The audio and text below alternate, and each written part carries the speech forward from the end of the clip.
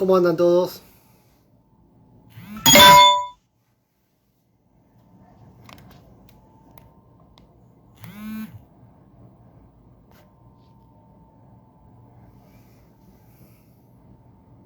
¿Cómo andan?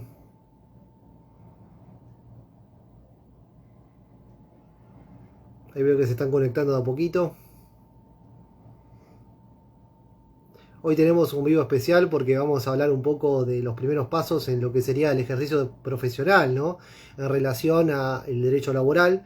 Y son casos realmente muy interesantes y que, que, que suman un montón, ¿no? Y realmente estamos ahora, vamos a hablar con la doctora Escobar. Saludos del corazón de Capitales, doctora Cherubí. A ver, la doctora Escobar, ¿por qué cuenta se conectó? Porque no va. Creo que había diferentes cuentas. Si la ve la doctora Escobar, ahora la sumo.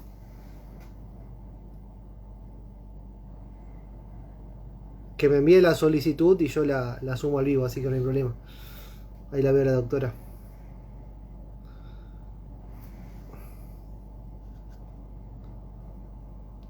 Ahí estamos.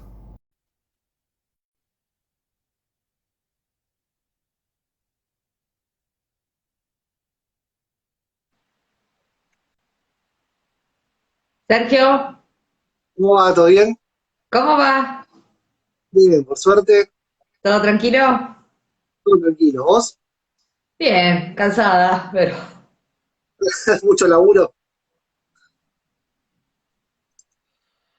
Remándola.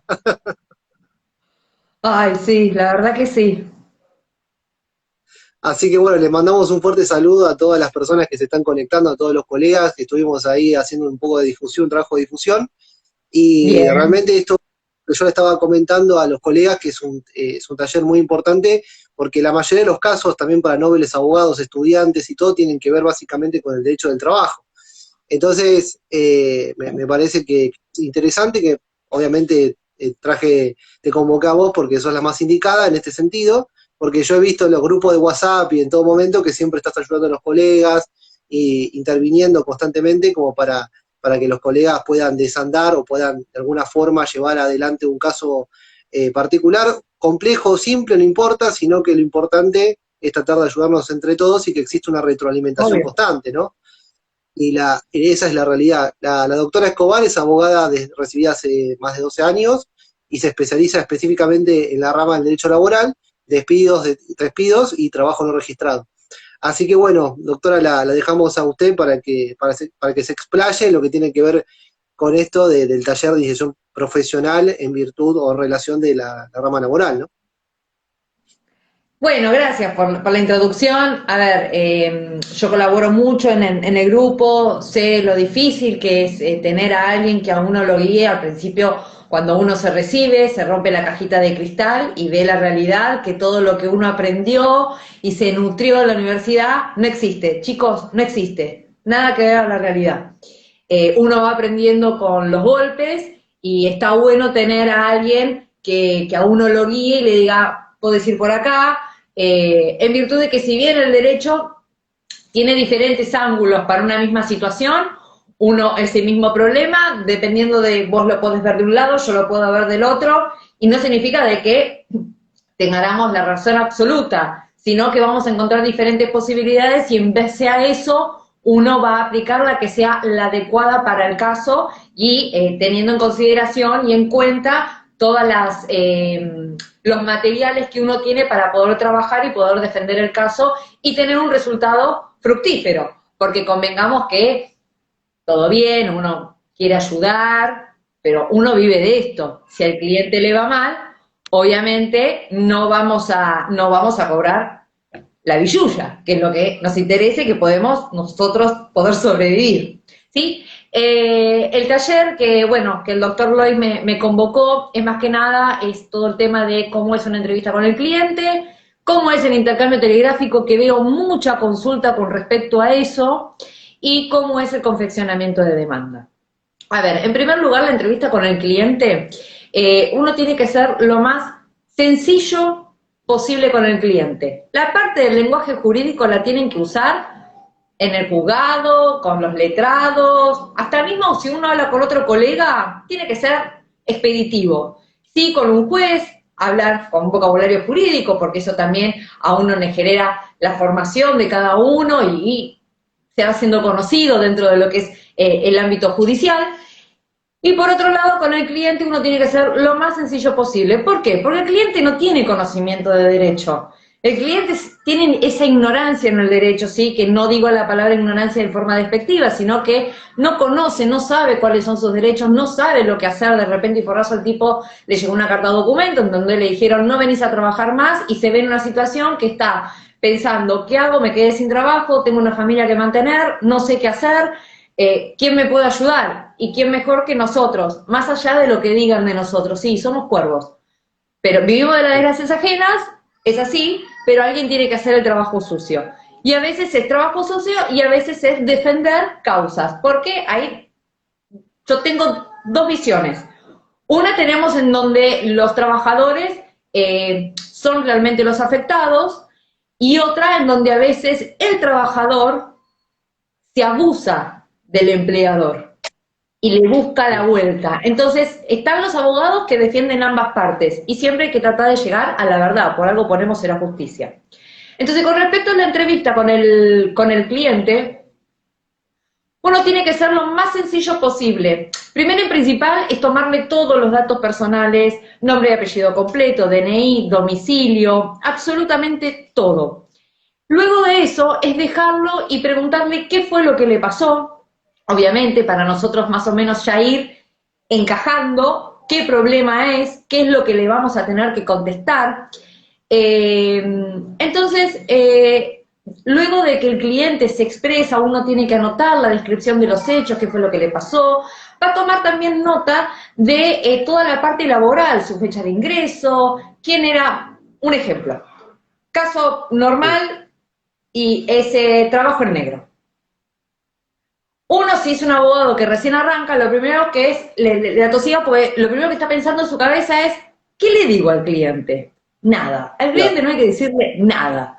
Es escucharlo, anotar los datos, preguntarle cuándo fue que ingresó a trabajar, quién le daba las órdenes, cuánto era lo que le pagaba, quién le pagaba, en dónde trabajaba, cuál era el lugar de trabajo, si hacía, no sé, algún otro recorrido, si estamos hablando de, no sé, de transporte o lo que sea.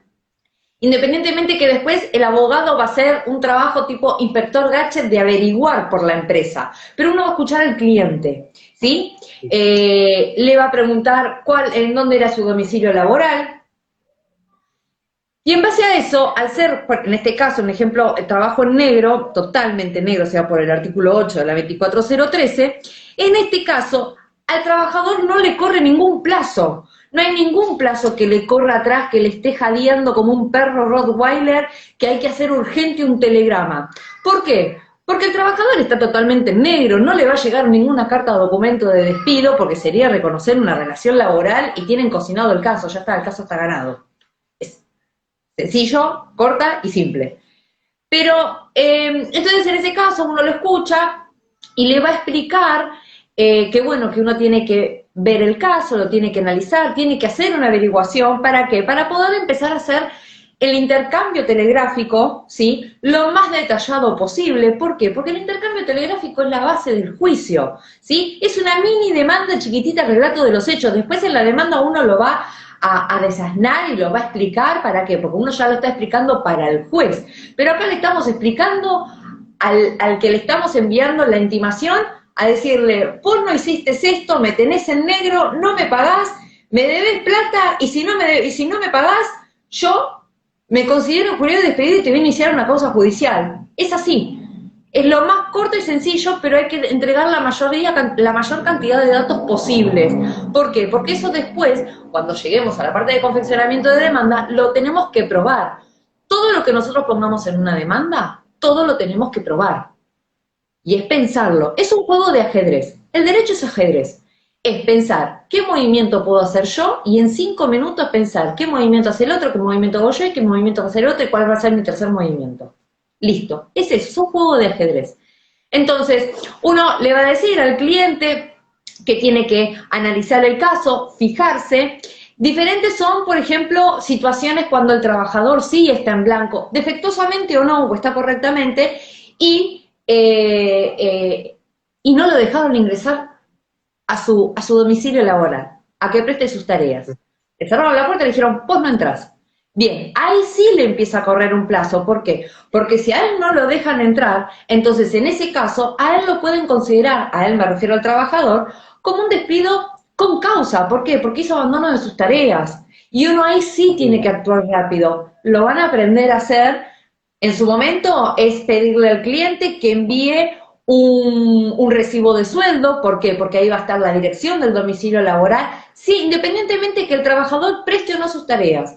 Tengan en cuenta siempre que el recibo de sueldo es una declaración jurada. Uno no puede decir, no, vos no prestás tareas, sí, pero es el domicilio que vos me denunciaste como empleador. Y vos como buen empleador tenés que mantener la carga en condiciones de tu domicilio laboral. Eso es un tema tuyo, no es un tema mío. Y va a tener el dato de la sociedad o la persona física que sea que surja dentro del recibo de sueldo y va a enviar un telegrama ahí. Y después, con tranquilidad, si es una sociedad, le vas a enviar telegrama a todos los socios y metes a todos en la bolsa. Pero el más importante es ese, ¿por qué? Porque de esa manera uno cubre al trabajador de que no le llegue una carta documento despidiéndolos con justa causa, diciéndole que hizo abandono de trabajo. ¿Va a haber un entrecruzamiento de telegramas y de cartas documentos? Sí, va a haber un entrecruzamiento. Acá es ver quién metió el primer telegrama o quién metió la primera carta documento en el correo. Es el que es más ágil. El que es más ágil es el que gana.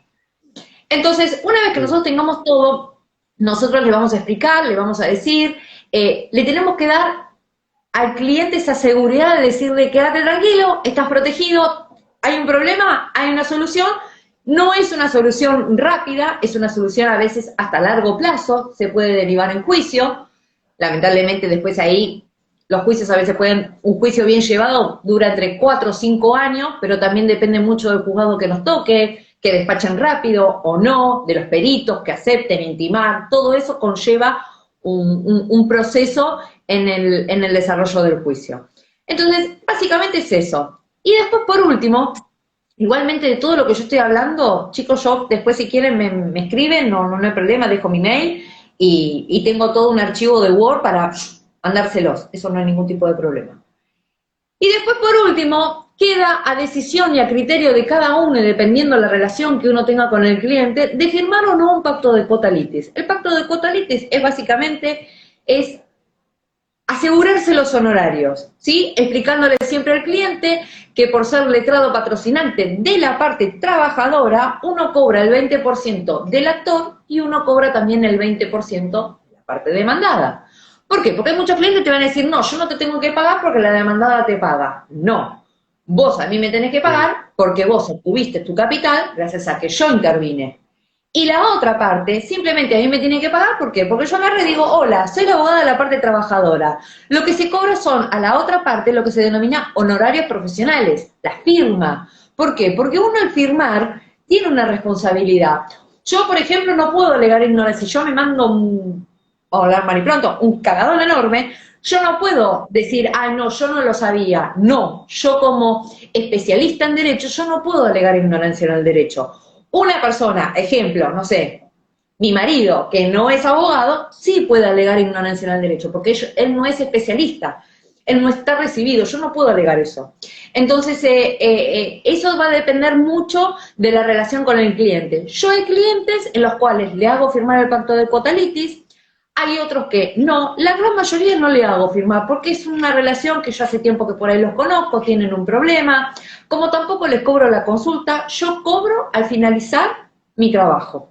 Y que el cliente quede contento. ¿Por qué? Porque el cliente es la columna vertebral del abogado. Ese cliente es el que me va a recomendar a otras personas. Y así uno va generando esa cartera de clientes. Si yo no satisfago y no complazco a mi cliente, entonces yo sé que esa persona no queda conforme con mis servicios y no me va a volver a recomendar. Y yo necesito que alguien me recomiende ¿para qué? Para tener mi salario. Eso es como básico de lo que sería la entrevista. Otra de las cosas que les quiero decir también es, a veces van a tocar clientes que son fáciles y a veces son complicados. Ejemplo, hay muchos casos que me ha pasado que, no sé, lo despiden y me dicen, porque yo estoy afectada psicológicamente y a mí me afectó, yo estoy incapacitada. Bueno, eso se analiza dependiendo el caso. Hay casos en que sí que puede entrar lo que es la afección psicológica, hay otros casos en que no entra, porque todo tiene su razón de ser. Y van a tocar clientes y dicen, no, yo lo quiero reclamar igual. Si bien el cliente en esa instancia está siendo nuestro empleador, es el que nos designa y nos dice, yo te doy esto para que vos hagas esto, no significa que tenemos que hacer todo lo que el cliente quiera. Uno le tiene que decir al cliente, esto no, por esto, esto sí, por esto no, por esto. Esto está mal la dubitativa, lo podemos, y después veo si en la demanda lo aplico o no lo aplico. Uno tiene que ser consciente de lo que va a hacer, porque está la firma de uno. Eso es como introducción a lo que es el tema del cliente. Eso lo van a ir desarrollando a medida que ustedes vayan tratando con las personas y después, bueno, se desarrollen y hablen y adquieran la agilidad de saber en dónde encasillo el problema, qué es lo que le tengo que decir al cliente. Al cliente tiene que salir del estudio o de las llamadas virtuales que hoy en día se realizan, contento. Y tiene que decir, con la seguridad de decir, este caso se lo quiero dejar a ella o a él, para que lo haga. Eso es como base con respecto a lo que es la entrevista del cliente. ¿Alguno tiene alguna pregunta, algo, Sergio? ¿Vos me querés preguntar algo? No, está muy interesante. Lo que te quería plantear es que cuando uno sale de la universidad es como que está lleno tanto de información, de muchas cosas que no se ven, cuestiones prácticas, y es como decís Sí. vos, el tema es que en la entrevista con el cliente lo que pasa es que capaz que uno empieza, ¿y cómo lo encuadro esto de acuerdo a esta ley? Y capaz que al no tenerse la práctica, uno como que se va, o sea, el profesional en ese caso es como que lo va frenando, obstaculizando toda la información que tiene a grandes rasgos y no le permiten utilizarlo prácticamente, porque tampoco se les enseñó, o esto mucho, no, a mí por ejemplo yo estoy dando clases de comisiones médicas, todo, pero riesgo del trabajo, acceso a la justicia, lo que pasa es que si el profesional del derecho no experimenta eso por sí mismo, es como muy difícil que lo aprenda desde lo que estamos hablando nosotros, desde una disertación, desde un taller y todo, está muy, muy interesante lo que decís. Y también el tema del pacto de cuota litis, eso es fundamental, el tema de que ustedes como abogados obviamente tienen que cobrar, esa es la cuestión, digo, sino de que viven, porque nadie vive del aire, esa es la realidad, y siempre hay como muchas dudas con respecto a eso, ¿y qué hago en este caso, el tema del pacto? Si lo denuncio en la demanda, porque también está ese tema de si lo denuncias en la demanda y después se homologa judicialmente el pacto del pacto de cuota litis, y con una vez denunciado de la demanda ya está homologado y ahí se te hace la deducción del capital una vez que se ha llegado a la victoria. La victoria tiene que ver con la homologación del acuerdo o la sentencia favorable al trabajador. Obvio. Pero sí, acá pone la doctora Chauvin, se recomienda poner quién lo representa al trabajador en los telegramas. No, yo en lo personal con respecto a eso, yo antes lo ponía. Lo que pasa es que yo aprendí mucho a los ponchazos, chicos. Yo no tuve nadie que a mí me guiara. De hecho, yo lo reconozco, mi actual socia, que la voy a dejar anónima, porque no me gusta nombrar, ni tampoco que se la nombre. Ella me enseñó muchas cosas a mí. Yo soy lo que soy gracias a ella. A mí siempre me dijo que era un diamante y que había que pulirlo. Y varias, o sea, me acuerdo de una secretaria que me lo dijo en un juzgado que habíamos pegado muy buena onda, y yo le decía que detestaba la profesión. De hecho, lo reconozco, yo la detesto. Yo estudié Derecho porque no tenía matemática. Y terminé haciendo liquidaciones laborales, cualquier cosa. Pero bueno. Y a mí siempre me dijeron, vos servís para esto, tenés carácter, servís también. Me pasaban unas cuestiones externas en donde yo en ese momento estaba trabajando en un estudio jurídico, en donde tenía a mi empleador, a mi jefe, que me decía, no, vos no servís para esto, vos no estás para esto, y no me enseñaba. Y yo necesitaba que alguien me guiara y me ayudara, hasta que la encontré a mi actual socia, que me enseñó muchísimas cosas. Y me enseñó a ver... Está muy bueno que lo digas porque hay muchos abogados que recién se reciben y no se animan a tirarse a la pileta. Y realmente... Lamentablemente esto es animarse y sí. ¿Y saben cuándo van a aprender? Cuando se manden el peor cagadón de sus vidas. Mm. Cuando te manden una pero grosa que digan, che, estoy asustada porque tengo miedo de perder mi matrícula, ese día se recibieron de abogados. Porque todos los Mm. cometimos. Yo lo cometí, todo el mundo comete errores. Todos los errores son salvables. Pero todos sabemos que hay ciertas cuestiones, por ejemplo, dejar caducar algún tipo de prueba, no mover el expediente, no presentarse en audiencia. Eso es responsabilidad nuestra. Nosotros está en juego nuestra firma. Entonces, eso, uno cuando ejerce, uno tiene que ser consciente. Con respecto a la pregunta que hacían ahí, yo antes, sí, por ejemplo, terminaba el telegrama y decía, constituyo domicilio en tal lugar. Hasta que una vez nos pusimos a pensar con mis socios y dijimos, che, dejemos de hacer esto. ¿Por qué? Porque ¿qué pasa si el empleador, en vez de contestarle al trabajador, me contesta a mí? Está en todo su derecho, porque yo estoy constituyendo. Y si yo no recibo la carta documento, domicilio cerrado, desconocido, lo que sea, yo estaría notificada del contenido. Entonces, no constituyamos. Si querés, lo que podemos hacer es, sí, es a tales efectos, mi letrada patrocinante, la doctora, en este caso, doctora Laura Escobar, teléfono tanto, mail tanto. ¿Para qué? Para darle la posibilidad a la otra parte que si se quiere contactar conmigo, puede contactarse, pero la contestación la va a tener que ser al domicilio que se denunció en el telegrama por el trabajador.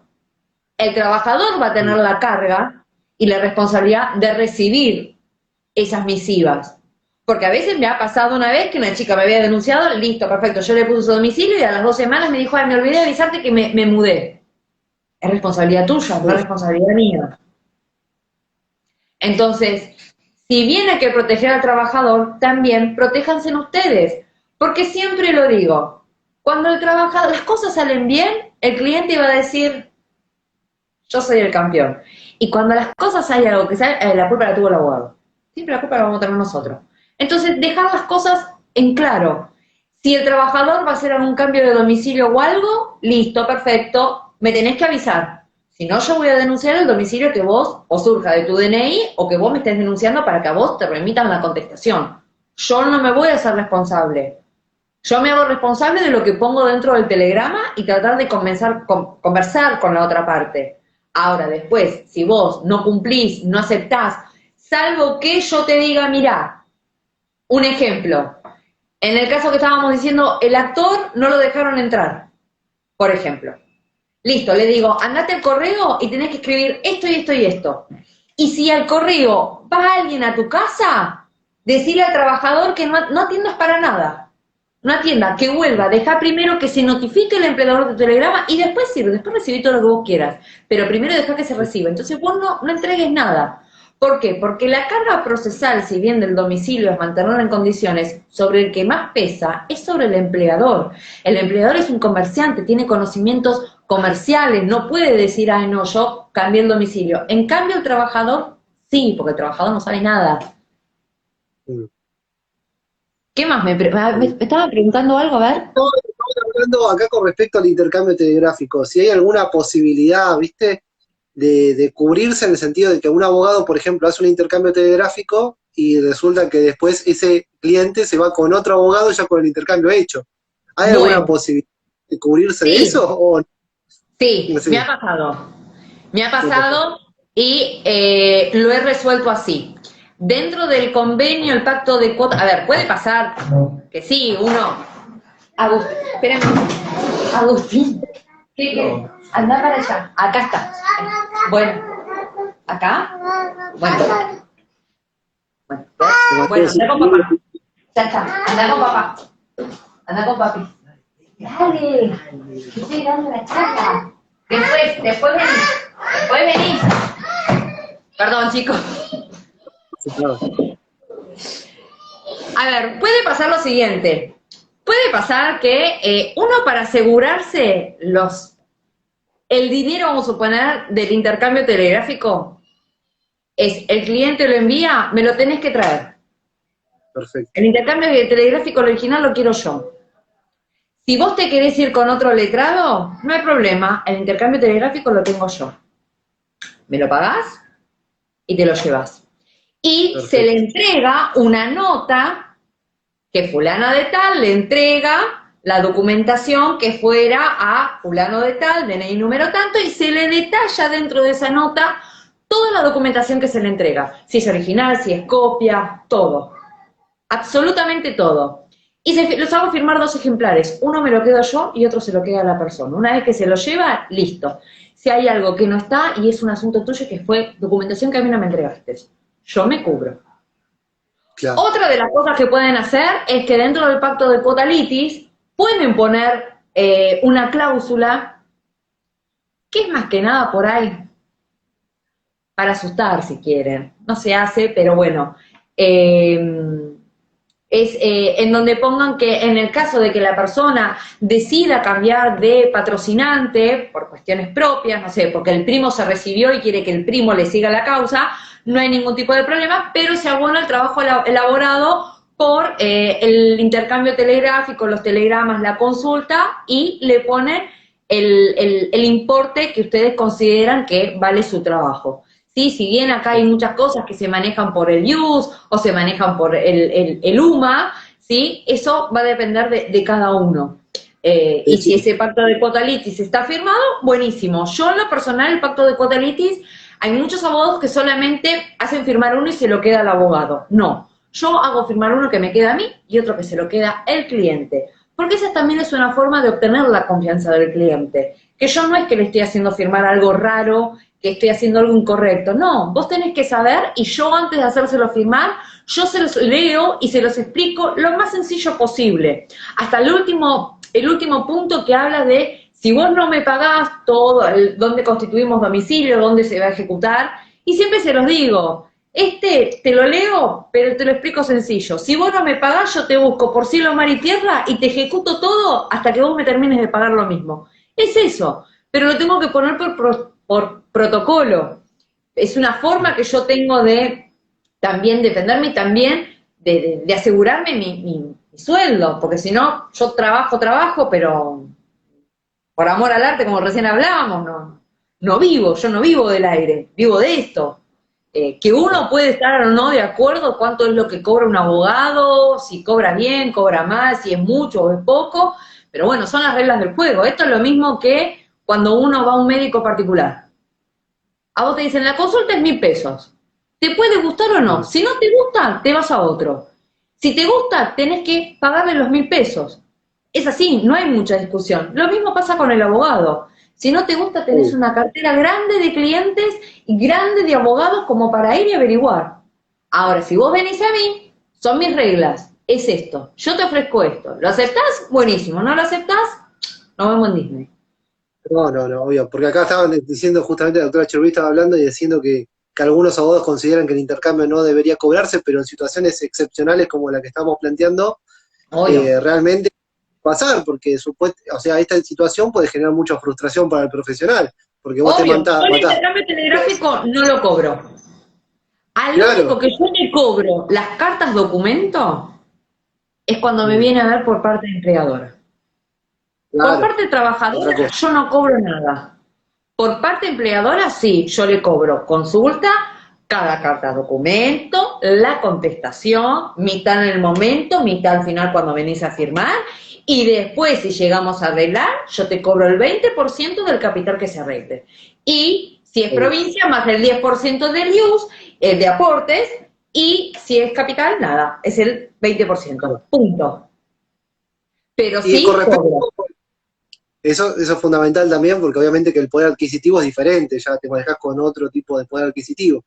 Obvio. Eh, ¿Qué te iba a decir? Con respecto al intercambio telegráfico, algunos tips que tengas así muy especiales con respecto a cómo realizar el primer intercambio telegráfico.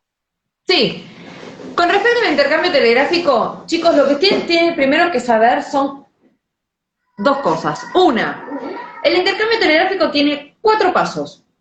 ¿Sí? Primero saber que es la base de todo juicio. Eso es fundamental. Chicos, la primera vez que tengo un vivo que tengo 40 personas mirándome, gracias por el aguante. No, todo lo porque que... lo voy a dejar grabado, porque mucha gente preguntó, ¿queda grabado? Sí, para la gente que no pudo estar presente, obviamente queda grabado y Perfecto, va. grabalo porque yo no tengo la menor idea de cómo se graba. no hay problema, queda grabado. No hay problema. Bueno, lo primero y principal, lo que ya había dicho, el intercambio telegráfico es la base de todo juicio, es nuestra base. De eso es después lo que vamos a nosotros a desarrollar dentro de lo que es nuestra demanda, ¿sí? Lo que nosotros no pidamos dentro del intercambio telegráfico, es lo más probable que el juez en la demanda, por más que lo pidamos, no lo dé. ¿Qué sucede con esto? Y lo veo en muchos casos, y hablo por conocimiento de causa porque me ha pasado, cuando no reclaman el certificado de artículo 80. Es decir, mandan el telegrama de que se consideran despedidos y quedó ahí muerto. No, tienen que volver a enviar un telegrama reclamando la multa del certificado de artículo 80, la certificación de servicios y remuneraciones, PS 6.2, y después el certificado que tiene que tener el membrete de la empresa, ¿sí? Porque son esos 3 certificados. Y en base a eso uno lo envía a los 30 días de haberse finalizado, intimando por un plazo de 48 horas. Y es ahí cuando recién se termina el intercambio telegráfico. ¿Bien? El intercambio telegráfico tiene 4 pasos. El primero, el reclamo, que es la intimación, ¿sí? Lo que uno está intimando que queremos que haga, ya sea o poneme en blanco, o poneme totalmente en blanco, o déjame pasar, no me dejaste pasar tal día, necesito que me aclares la situación, o abóname el salario, abóname las horas extras, la intimación. El segundo paso va a ser el plazo que uno lo va a intimar. En la ley 24013 sabemos que son 30 días corridos, ¿sí? ¿Por qué? Porque la misma ley lo dice. Ahora, muchas veces a mí me preguntan, yo intimo por el plazo de la ley 24013, pero a mí me contestan a los 2 días y me dicen que no, que la relación no existió, que se dirija a su verdadero empleador. ¿Yo podría considerarme despedido? La respuesta es sí. ¿Por qué? Porque ya tuviste una respuesta. Ahora, ¿qué es lo que yo hago en la práctica? No, yo no me considero despedido. Yo vuelvo a reiterar el mismo telegrama manifestando que ante su rechazo de querer regular nuestra relación laboral que se encuentra totalmente en negro o sin registrar o parcialmente registrada, es que intimo por última vez y por una cuestión de buena fe de esta parte a que regularice nuevamente la relación laboral y a efectos de evitar repeticiones innecesarias es que transcribo dicho texto y vuelvo a transcribir el mismo y vuelvo a emitir con copia FIP. A veces yo tengo 3 o 2 telegramas por FIP.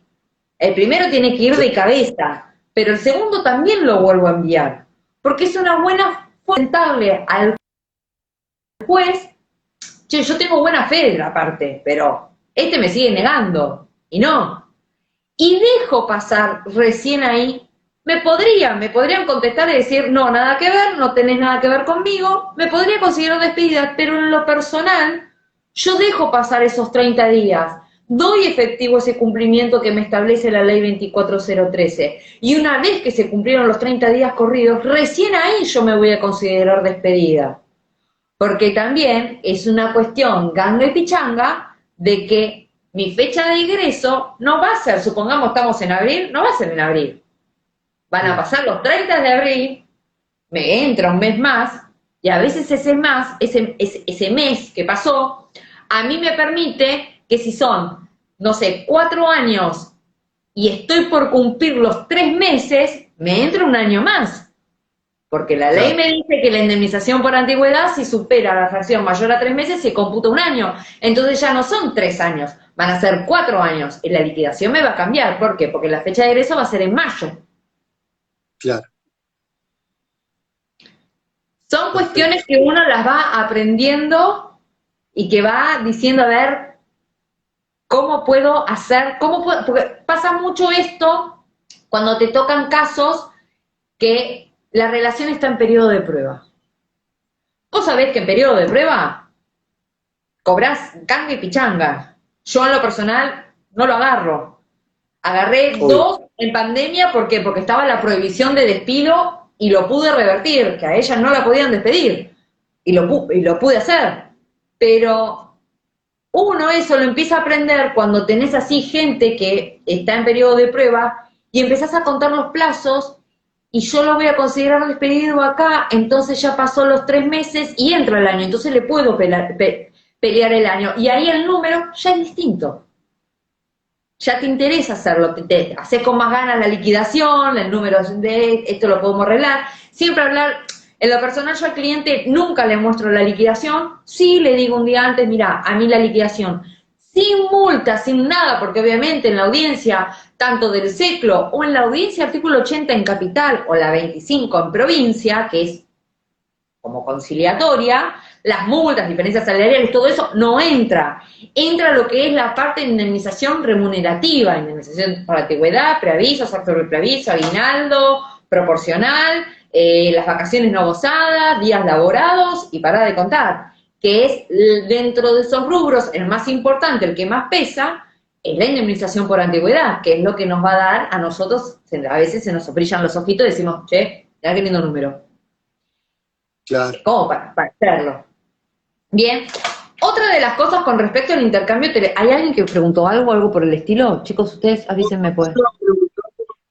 Cuando decís el segundo telegrama FIP, ¿es el primero cuando intimás y luego cuando te das por despedida? No. Cuando digo el segundo telegrama FIP es, enviamos el telegrama al empleador, ¿sí? Y ese mismo telegrama le mandamos con copia a FIP. ¿Para qué? Para dar cumplimiento con lo que dice la 24013. Supongamos diferentes situaciones. El empleador nos contesta y dice que el trabajador no trabaja para él, o simplemente se notificó y hubo silencio, o supongamos que volvió rechazado con aviso de visita.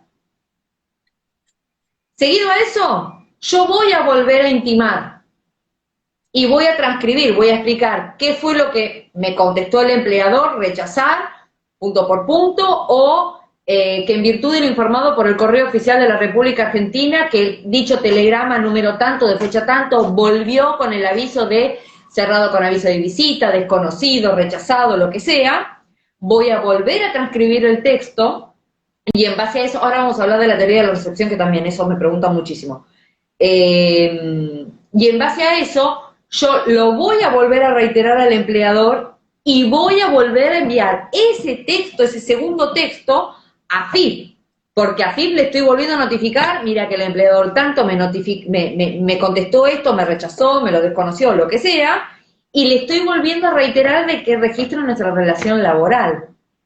Y después, pasados los 30 días, vas a enviar el telegrama de que te consideras despedida o injuriada. Y una pregunta que se te hace mucho, por ejemplo, es ¿qué pasa si me olvido de enviar el telegrama a copia a FIP?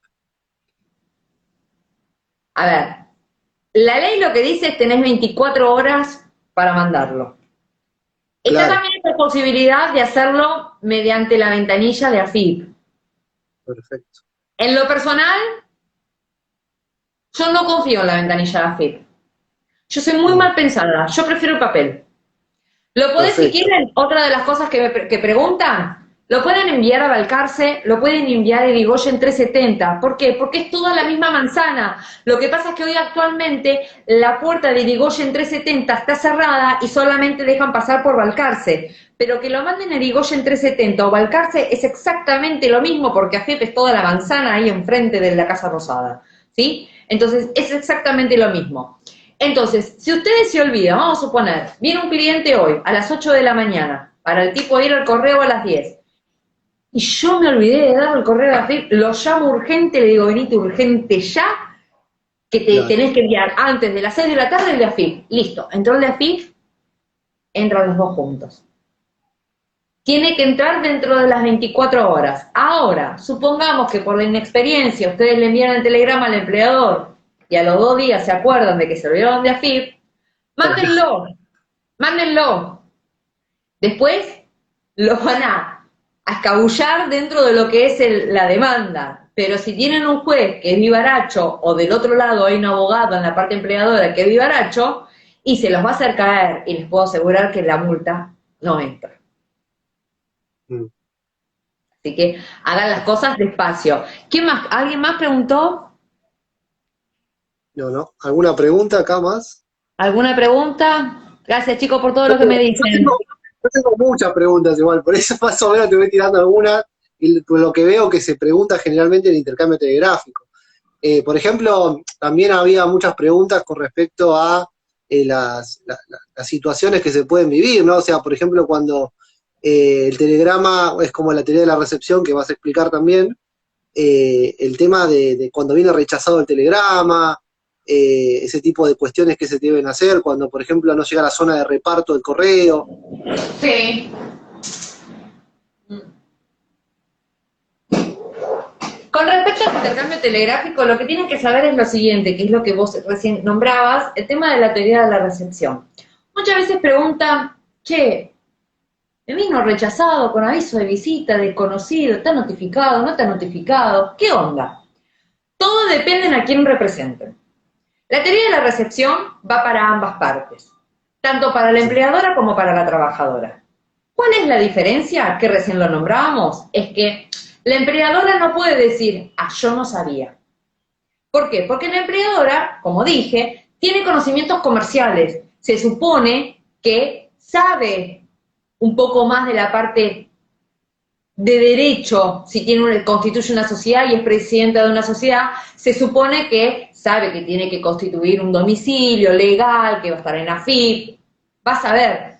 Y en el caso del trabajador, vamos a poner un trabajador que sea un obrero, que no tenga estudios, el tipo es corto, lamentablemente, pero no lo digo en forma despectiva, lo explico así, sencillo y corto para que lo puedan llegar a entender. Entonces el trabajador te viene y dice, no, yo trabajaba, no sé, en Avellaneda 2345 en Capital Federal. Bueno, ¿uno dónde va a remitir el telegrama? A su lugar de trabajo, porque es donde él estaba prestando su servicio. Independientemente que después, cuando el empleador nos conteste, en vez de contestarnos de Avellaneda 2347, nos conteste, no sé, de Avellaneda al 1003, vamos a suponer. Entonces ahí es cuando nosotros le vamos a contestar en el segundo telegrama que enviemos, no le vamos a mandar a Avellaneda, le vamos a mandar a Avellaneda, pero no 2543, a Avellaneda 1003. ¿Por qué? Porque ya la carta documento del empleador pasa a ser una declaración jurada, me estás declarando una dirección. Entonces, vos me recibiste la notificación y le quieren mandar a 2543, lo pueden hacer, pero uno como trabajador pasa a enviar el telegrama a lo que es el domicilio donde presta el trabajador su servicio. Independientemente que después uno como abogado va a hacer un trabajo de investigación de la sociedad o de la persona. Una de las cosas que les digo es para averiguar con respecto a las sociedades, ¿sí? Muchas veces me preguntan, ¿puedo iniciar SECLO? Si el recibo de sueldo tiene un domicilio en capital, sí, la respuesta es sí. Si el recibo de sueldo tiene un domicilio en provincia, hay que averiguar si esa empresa no está constituida en capital. ¿Cómo lo averiguan? Métanse en el Boletín Oficial de la República Argentina. Van a las sociedades, buscan el nombre de la empresa, no tienen que poner ni SA ni SR, ponen el nombre de la sociedad y ahí les van a aparecer todas las sociedades con ese nombre. Y ahí van a buscar SA, SRL y les va a aparecer la publicación. Si les aparece ahí publicado, es porque la empresa, o en realidad la sociedad, tiene domicilio en capital. Entonces van a poder también enviar al domicilio de la sede social, a ver quiénes son ahí que están constituyendo esa sociedad, esa persona jurídica, quiénes son las personas físicas, que a veces por ahí está denunciado cuál es el domicilio real de esas personas, entonces también le van a enviar al domicilio social, al domicilio laboral. A veces envían en total, a veces me ha pasado a mí, enviar 6 telegramas más el de AFIP, a diferentes. En alguno yo lo tengo que notificar. Y si yo no lo logro notificar, después a mí me va a servir, cuando yo explique en la demanda, en la parte de intercambio telegráfico, por qué yo lo envié ahí. Yo le tengo que explicar al juez, yo lo envié acá, acá, acá, porque surge de la constancia de AFIP, también se pueden fijar a través de AFIP, ¿sí? Eso también se pueden fijar. Se pueden fijar, si no les aparece la empresa, la sociedad, no les aparece por el Boletín Oficial de la República Argentina, es porque la sociedad está constituida en provincia. Entonces ahí métanse en el boletín de provincia.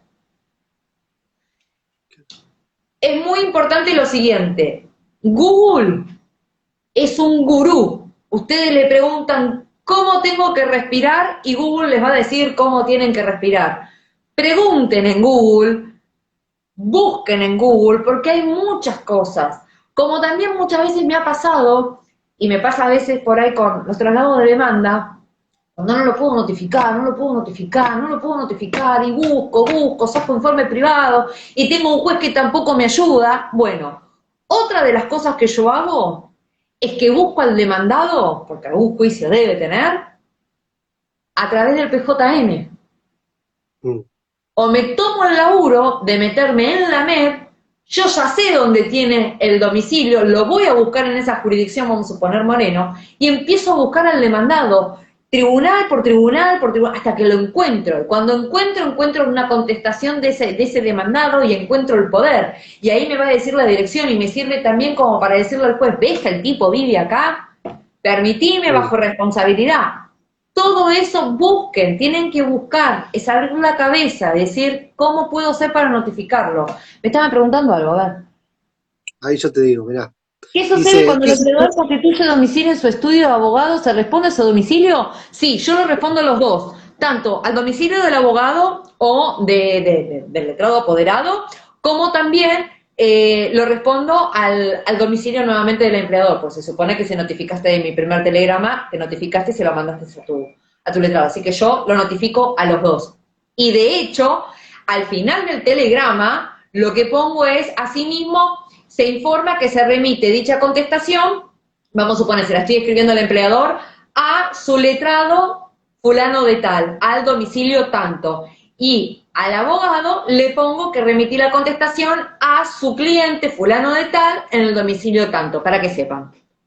Otra, en caso de que el trabajador esté a disposición del empleador y éste no le asigne tareas o lo tenga mal registrado, ¿se lo puede intimar bajo procedimiento de causal de seguridad del pedido? Sí, todas las intimaciones, las primeras intimaciones, igual las vas a intimarlo a que, a ver, son distintas cosas. Una, a que lo registre y si está mal registrado, vos vas a poner cuál es su fecha de ingreso que figura por recibo, cuál es su fecha de ingreso real realmente, cuánto es lo que tiene que percibir por convenio o si percibe bien, ¿sí? Porque otra de las cosas más importantes es, la ley 24013 para mí tiene 3 artículos importantes, más allá de las indemnizaciones, el 8, el 9 y el 10.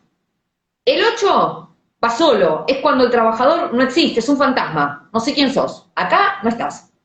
El 8 y el 9 es cuando el trabajador está registrado, pero está mal registrado.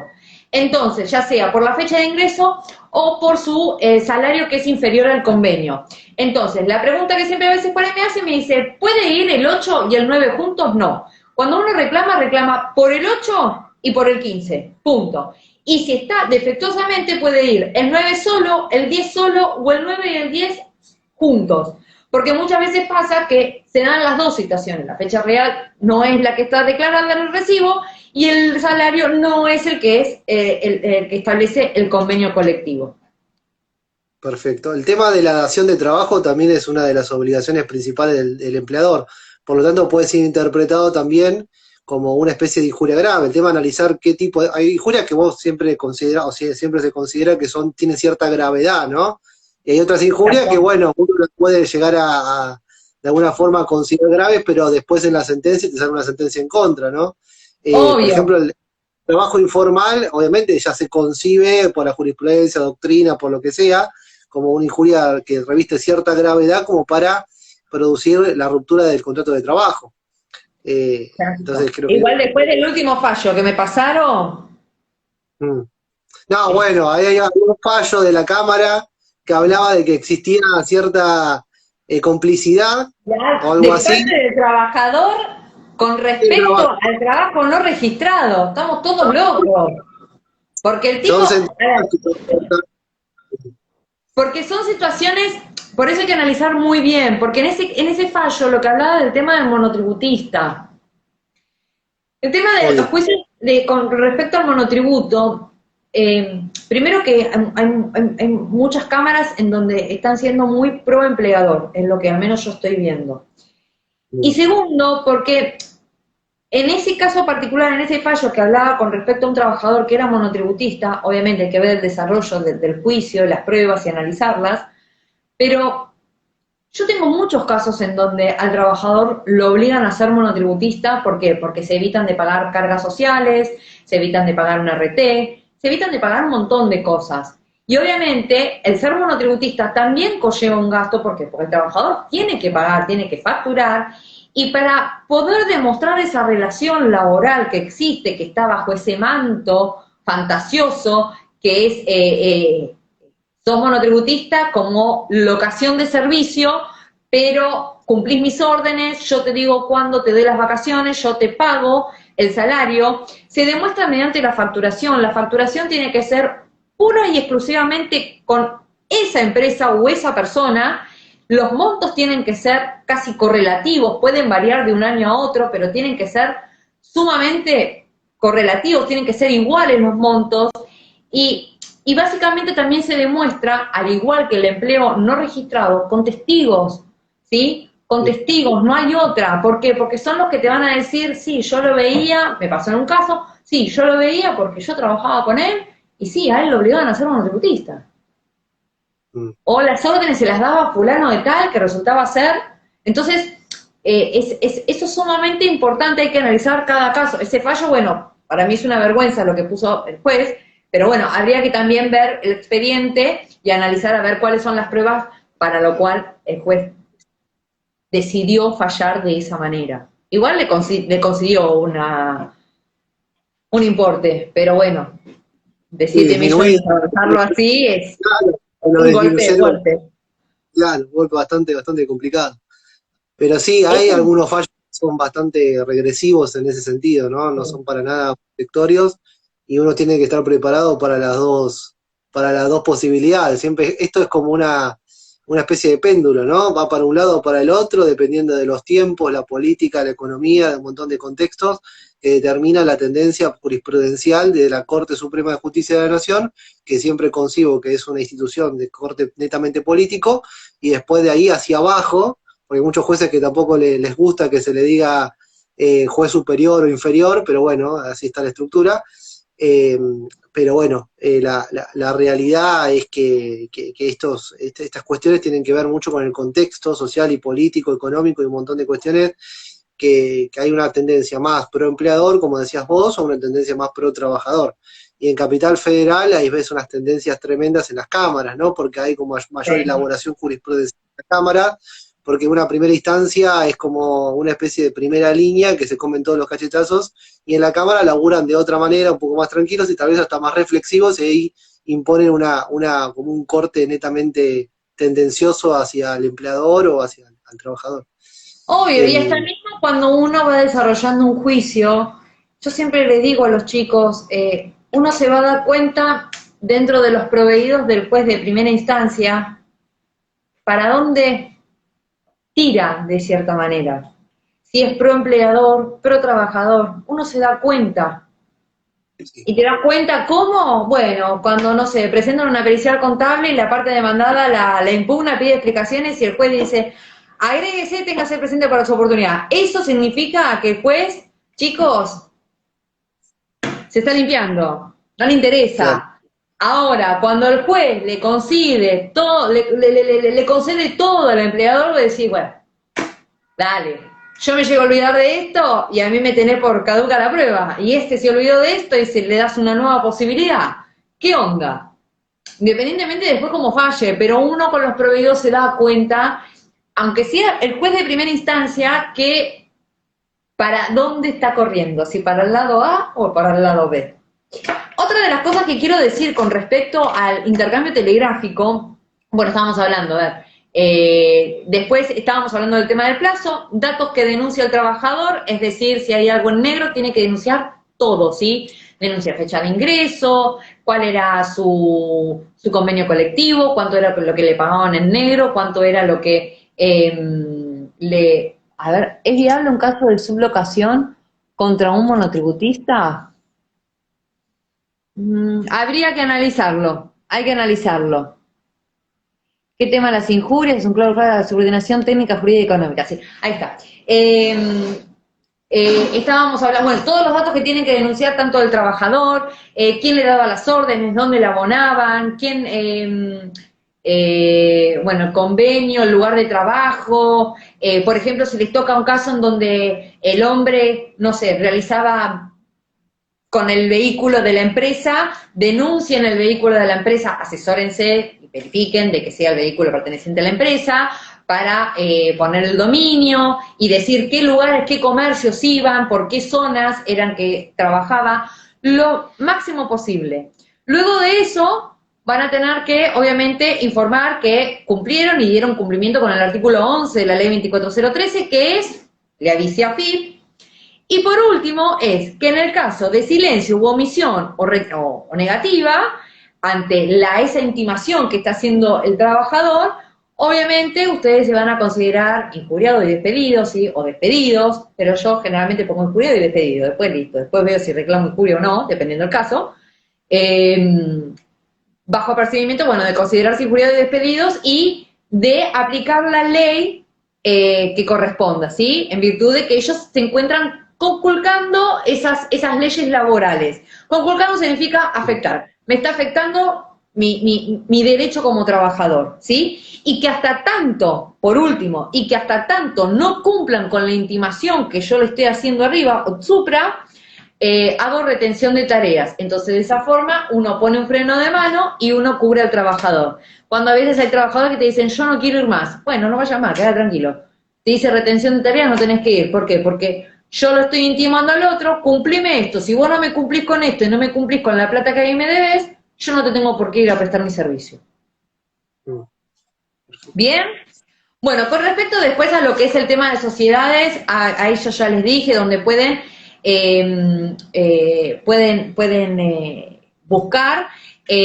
También uno va a enviar a la sociedad, ¿sí? A la persona jurídica, y le va a enviar a los socios. Y cada telegrama que haga uno con respecto al socio en su carácter, tiene que poner en su carácter de qué, de presidente, de quién, de la empresa fulana de tal, para la cual que yo presto servicio y usted se beneficia económicamente, ¿sí? Porque directamente ellos se están beneficiando con los activos o los pasivos, pero se están beneficiando. Y después, a los efectos de evitar repeticiones innecesarias, ustedes vuelven a transcribir ese mismo texto que le envían a la persona jurídica. ¿Bien?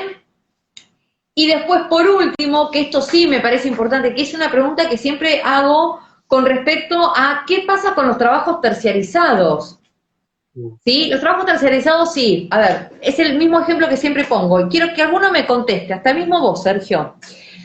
Nosotros tenemos un trabajador que trabaja en Jumbo. Lo contrató, no sé, Adecco, y Adecco lo manda a limpiar a Jumbo. ¿Bien? Entonces uno va a intimar a Adecco e intima a Jumbo. ¿Por qué? Porque Adecco es el que le paga. Y Jumbo es el que está prestando su servicio. La pregunta que cabe, que siempre hago, y a mí me gustaría, solamente una sola vez una chica me lo supo responder bien, es, ¿son los dos responsables? ¿Y por qué? En realidad, a ver, primero que seguramente tiene que ver mucho con el objeto de la sociedad que se encuentra tercerizada. Creo que se cortó un poquito. Ahí está. Por ejemplo, porque había fallos que relacionaban esto de la responsabilidad solidaria y la extensión de la responsabilidad por la ley de contrato de trabajo, y hablaban que ciertos servicios que no tenían relación con el objeto principal de la empresa principal no podrían ser concebidos como que se extendía la responsabilidad. Por ejemplo, en un banco que contrataban a una empresa de servicios eventuales para hacer limpieza, algunos consideraban que ese era el objeto principal del banco, entonces esa contratación no se puede extender a responsabilidad del principal. Pero sí, o sea, depende también del criterio del tribunal donde vayas a litigar, ¿no? O sea, por eso, entonces, yo se lo le primero extendería. que tendríamos que desasnar es fijarnos si la actividad que realiza el trabajador es una actividad propia, normal y específica. Claro, propia, normal y específica, tenés Entonces, razón. en este caso, en este ejemplo que yo doy, ¿es una actividad propia y específica? Y en realidad de limpieza, y Sí, si lo analizás, entiendo. sí, a ver, están los dos criterios, está el restrictivo y el amplio, Pero ¿no? Con respecto a vos eso. ¿qué dirías? ¿Vos cómo lo defenderías? Y yo, a ver, para el normal funcionamiento de ese tipo de empresa, yo considero que la limpieza es esencial. Entonces podría llegar a extender la responsabilidad a Jumbo. Esa es la cuestión. Exacto. Esa es la respuesta. Sí. ¿Por qué? Porque siempre doy el mismo ejemplo. ¿Qué pasa si yo tengo a Disco? Bueno, vamos a poner Jumbo. Jumbo, entras, tiene todo en orden, tiene todo limpio, está el pulcro, no hay nada roto, todo acomodado, todo divino. Y tenés al lado otro supermercado que está lúgubre, oscuro, todo sucio, es un asco, la atención es espantosa. Uno Ah, ese bueno, entrar. servicio que va a funcionar. Vas a entrar de Jumbo, pero además también, ¿por qué? Porque si bien todo el mundo me dice no, porque en realidad la actividad de Jumbo es la venta, sí, es la venta, pero también es lo pulcro, es lo limpio. No es lo mismo, no está bueno que vos estés pasando donde va un pibito, entre medio de las góndolas, pone los bracitos así y tira todos los cosos de vino, las botellas de vino y queda todo sucio y tienen que tener una persona que limpie. ¿Por qué? Porque entra a los ojos. O se cae un sachet de leche y va una vieja con un bastón, se patina y se cae. Sabe que Jumbo se va a comer un juicio. ¿Por qué? Por no tener todo en condiciones. Entonces, sí, eso es lo primero que tienen que hacer cuando les toque un caso así, casos terciarizados, es preguntar, ¿la actividad es la principal? ¿Es importante dentro? Sí. ¿Y cómo hago? Bueno, haces, porque lo primero que tienes que preguntarte es, bueno, ¿cuál es la dependencia económica? ¿Quién me la da? ADECO. Y la dependencia técnica y jurídica también, porque ADECO es el que me manda y es el que me paga el salario. Pero Jumbo también es responsable. ¿Por qué? Porque es el que me da las órdenes, que me va a decir limpia acá, limpia acá, limpia acá. Y es el que también tiene una parte jurídica. Tiene una dependencia jurídica conmigo. Porque si a Jumbo no le gusto yo como limpio, va a llamar a Deco y va a decir, cambiámelo y poneme otro. Entonces, eso es lo primero que se tienen que preguntar con respecto al trabajo terciarizado, que muchas veces por ahí me lo preguntan y tienen que preguntarse qué es lo que harían, qué es lo que ustedes lo consideran actividad principal. El mismo ejemplo que vos pones como un banco. Sí, hay muchos fallos en donde consideran que por ahí los call centers. El call center que vende un producto del banco, no sé, Patagonia. ¿Es una actividad del banco? Y está discutido, pero yo te la peleo que sí, porque el banco percibe clientes gracias a qué? A que yo estoy llamando y estoy vendiendo tus productos. Entonces el banco sí es responsable, porque el banco está pagando a un call center para que yo trabaje para ellos y le venda sus productos. Eso es lo que se tienen que preguntar.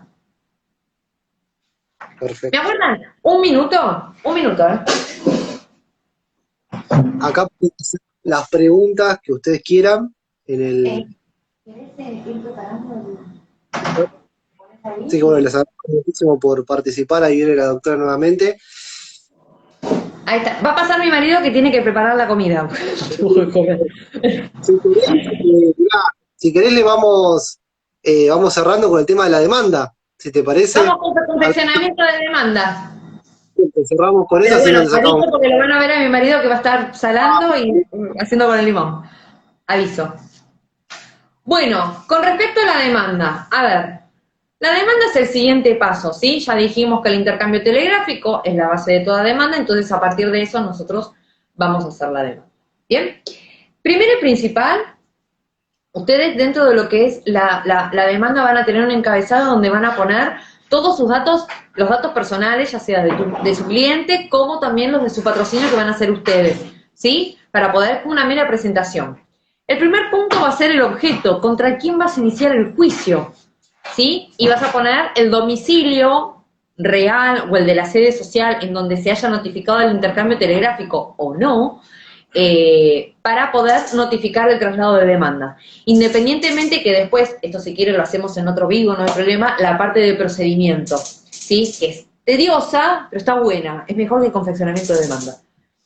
Después vamos a tener el segundo punto, que es el relato de los hechos. El relato de los hechos tiene que ser, si bien nosotros ya tenemos una base que es en el intercambio telegráfico, lo tenemos que detallar lo máximo posible. ¿Por qué? Porque al que se lo tenemos que graficar es al juez, explicarle dónde trabajaba este hombre, qué era lo que hacía, qué horario laboral cumplía, cuánto le pagaban, qué fue lo que pasó, cómo fue el intercambio, independientemente que después el intercambio hay muchos abogados que suelen meterlo dentro del relato de los hechos, yo lo hago un punto aparte. ¿Por qué? Porque hay intercambios que son largos y tengo intercambios que por ahí el domicilio vino cerrado con aviso de visita y al finalizar cada intercambio telegráfico, yo le voy transcribiendo al juez: fulano de tal se notificó con fecha tanto, este volvió con cerrado con aviso de visita con fecha tanto. ¿Para qué? Para ir después a explicar lo que es la teoría de la recepción y que el juez entienda por qué yo envío ese intercambio ahí, ¿sí? Y que hay una mala fe del otro lado. ¿Bien? Después, bueno, el cuarto punto es el intercambio telegráfico, el quinto punto es lo que yo, dependiendo, hay veces que lo pongo y a veces no, dependiendo del caso, explico con respecto a la teoría de la recepción y ahí empiezo a hablar con respecto, hago toda una introducción y luego voy explicando, en el caso de autos, fulano de tal, se le envió al domicilio tanto que surge de la constancia de inscripción de AFIP, el cual se adjunta o se anuda como prueba documental y que fue obtenida con fecha tanto, y el mismo no contestó, volvió con aviso cerrado, con aviso de visita, lo cual no significa que no esté notificado. ¿Por qué? Porque primero está la teoría de la recepción y segundo, porque cuando viene cerrado con aviso de visita, por ejemplo, o rechazado porque no le salió y dijo no, yo no lo quiero aceptar, pero cerrado con aviso de visita fue del correo, le dejo un aviso, no estás, voy al otro día, no estás, te dejo un aviso que tenés que ir a buscarlo al correo, tenés 5 días para ir a buscarlo, si no lo vas a buscar, vuelve otra vez al remitente. Entonces le dan como un changüí y eso a mí me sirve para poder explicar dentro de lo que es el tema de la demanda. ¿Bien? Luego de esto, yo empiezo con la liquidación, ¿sí? La liquidación lo que suelo hacer es explicar rubro por rubro. Después ya arranco con el tema de los números, pero empiezo a explicar rubro por rubro y por qué yo lo estoy reclamando y cómo hago, hasta a veces hago las cuentas, las explico, cómo es que tomo desde la fecha de ingreso hasta la fecha de egreso, siendo tal día, que surge del telegrama tanto, el último salario o el mejor salario era tanto, por ende la cantidad de años de antigüedad, que son 5, porque la cantidad de días son 4 años y 5 meses, ya se computa 5 más 3 días, son 5 años de antigüedad, al trabajador le corresponde tanto. Así voy explicando cada rubro. ¿Por qué? Porque a veces, eso a mí me quedó, ya ahora no lo tendría que hacer, pero cuando uno arranca y tiene una audiencia, artículo 25, artículo 80, a veces a uno le preguntan, ¿cómo sacaste ese número? Bueno, si vos no lo recordás, en ese momento vos decís, hice la cuenta y no me acuerdo, la dejé anotar en un papel y no te acordás, agarrás la demanda, que uno tiene que ir con la demanda en las audiencias, le pegás una ley y decís, porque lo saqué con esto, con esto, con esto, con esto. Ok. Porque muchas veces prueban a ver si el abogado sabe de lo que está hablando o no. O cayó como peludo de regalo y está como Nemo a la deriva que no sabe para dónde ir. ¿Sí? Eso también habla de la calidad del abogado. Después luego continúo ya expresando toda la parte de la liquidación en números y después paso a lo que es la prueba. ¿Sí? Para mí este es un punto sumamente importante. ¿Por qué?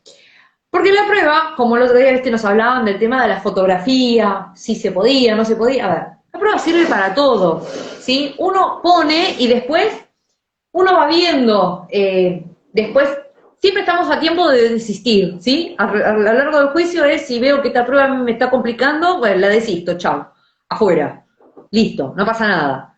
Pero uno como prueba documental puede poner todo lo que uno tenga como para poder demostrar. En el caso de los trabajos no registrados, la prueba fundamental va a ser la testimonial. Pero eso no quita que uno agregue prueba. ¿Por qué? Porque si yo digo que, no sé, Sergio, te voy a poner a vos como empleador.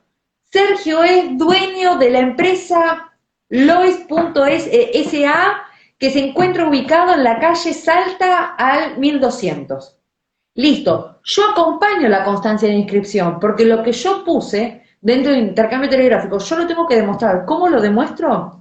Pidiendo oficio al correo, que los telegramas yo los envié y di cumplimiento con la ley, Adjunto la constancia de AFIP. ¿Para qué? Para demostrar al juez, mira, esta documental no estoy hablando en mano. Sergio Loy tiene una sociedad llamada Lois S.A. en este domicilio. Si tenés alguna fotografía, pueden buscar por Instagram, LinkedIn, Facebook. Yo tengo un perfil falso en donde yo investigo. Es una morocha muy linda y los hombres caen así. Y ahí es cuando yo pido solicitud y a mí me aceptan y empiezo a revisar todo. Todo. Y ahí es cuando yo saco. Y a mí me sirve como para poder, toda prueba documental, videos, grabaciones, audios, todo eso lo pueden guardar, lo pueden grabar en un CD, después en su momento, cualquier cosa como hoy en día se hacen todo en forma digital, los sorteos, y decimos a veces, ¿qué hacemos con el tema de los CDs? Porque a veces el formato no te permite subirlo al LEC 100 o a la MEP, entonces al final de esa prueba se pone que la prueba se encuentra a disposición y cuando vuestra señoría, si estamos hablando en capital, o vuestra excelencia, porque estamos hablando en tribunales jaja, me muero, lo voy a aplicar. Bueno, aplíquenlo, chicos. Ponete un tipo o ponete una mina. Sexy y vas a ver cómo arrancan enseguida. Tiene más efecto las mujeres.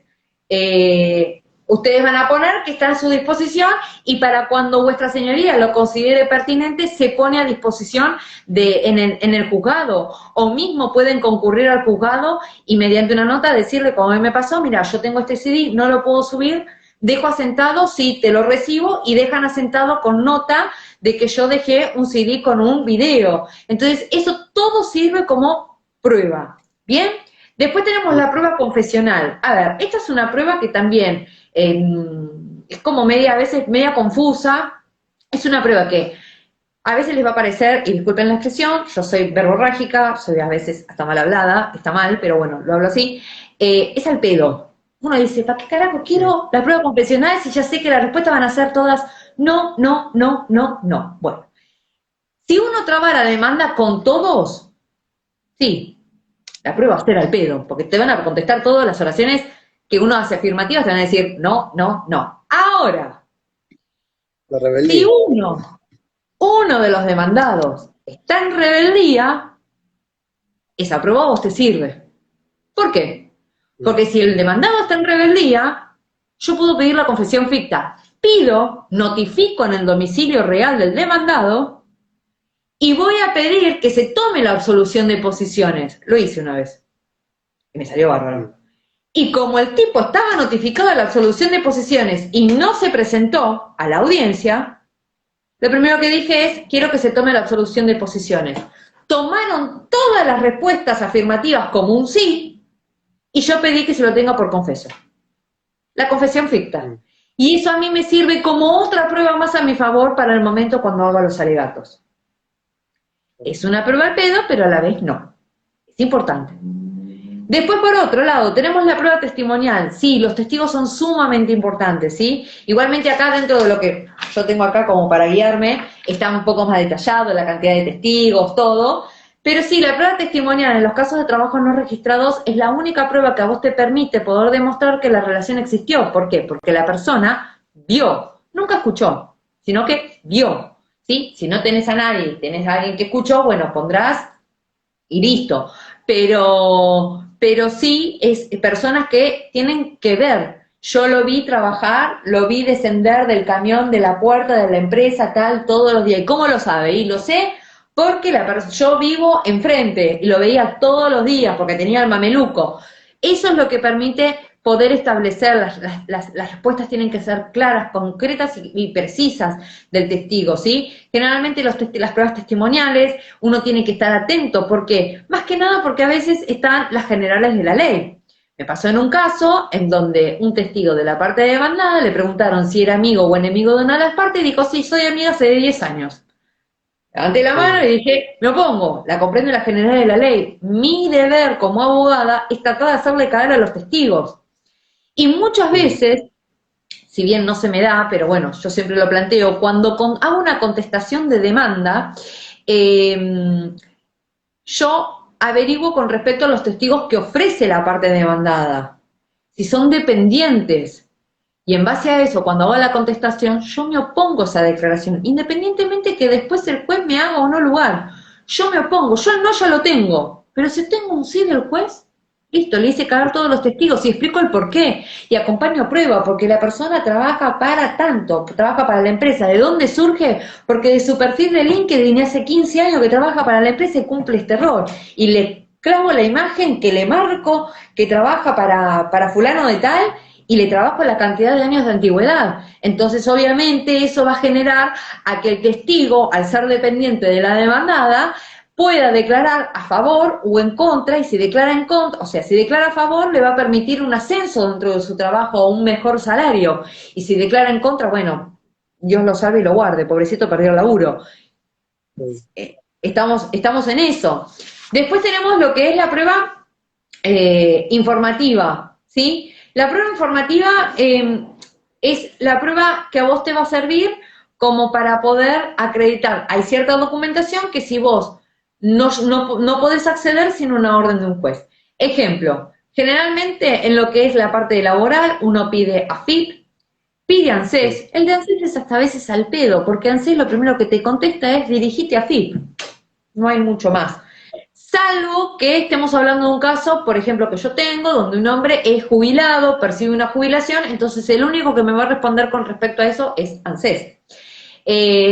Van a pedir al sindicato para que le remitan las escalas, van a pedir al Ministerio de Trabajo, de la Seguridad, bueno, dependiendo, yo estoy hablando algo de capital, pero todo dependiendo si está en capital o provincia.